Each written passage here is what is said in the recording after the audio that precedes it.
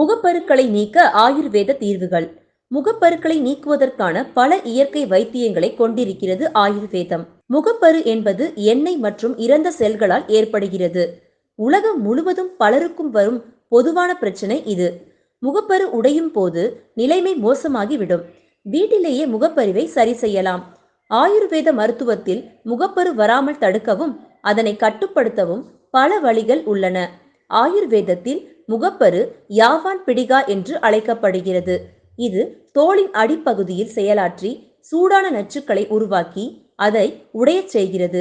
இதை தவிர்க்க சரியான உணவுகளை எடுத்துக்கொள்ள வேண்டும். ஆயுர்வேதத்தின் பரிந்துரையின்படி எண்ணெயில் பொரித்த மசாலா அதிகமாக உள்ள உணவுகள் மற்றும் புளித்த உணவுகளை தவிர்ப்பது நலம். வீட்டிலேயே தயாரிக்கக்கூடிய ஆயுர்வேத முறைகள். தினமும் நெல்லிச்சாறு உட்கொண்டு வந்தால் முகப்பருக்களுக்கு சிறந்த தீர்வாக இருக்கும். நெல்லிக்காய் இந்திய ஆயுர்வேத மருத்துவத்தில் சரும பாதுகாப்பிற்காக பெரிதும் நம்பப்படும் பொருளாகும். இதில் 20 மடங்கிற்கு அதிகமாக வைட்டமின் சி உள்ளது. வைட்டமின் சி ஆன்டி ஆக்சிடென்ட்ஸ் முகப்பரு மற்றும் அதனால் வரும் தீங்குகளிலிருந்து பாதுகாக்கிறது.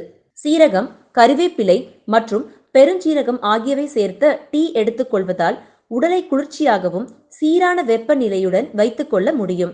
டாக்டர் வசந்த் அல்லட் எழுதிய the complete book of ayurvedic home remedies என்ற புத்தகத்தில் அனைத்து குறிப்புகளும் தெளிவாக உள்ளன.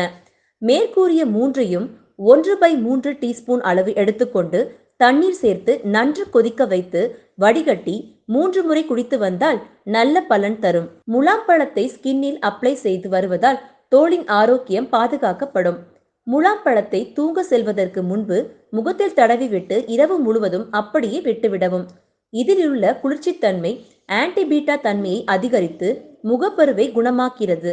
ஆனால் இது அனைத்தும் சருமத்திற்கு ஏற்றதாக அமையாது. எனவே உபயோகப்படுத்தும் போது ஏதேனும் எரிச்சல் இருந்தால் உபயோகிக்காமல் இருப்பது நல்லது. முகப்பரு சாதாரணமாக ஏற்படும் ஒன்றுதான்.